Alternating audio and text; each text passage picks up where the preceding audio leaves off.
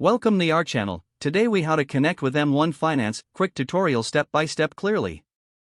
To connect with M1 Finance, start by downloading the M1 Finance app from your device's app store. Open the app once the installation is complete. On the welcome screen, click on Get Started. You will be prompted to create an account.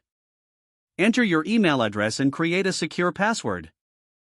After setting up your credentials, proceed by clicking on Next. You will need to provide some personal information. Enter your full name, date of birth, and address. This information ensures compliance with financial regulations. Next, you'll be asked about your employment situation. Select your employment status from the provided options. You'll also need to answer questions regarding your income and financial experience. Make sure to provide accurate information to set up your profile effectively. Once your personal details are done, review and agree to M1 Finance's terms and conditions. Click on Continue to move to the next step. You will then be asked to link your bank account for funding. Follow the on-screen prompts to enter your bank information securely. This step typically requires your bank's routing number and account number. After inputting your bank details, M1 Finance may perform a verification process.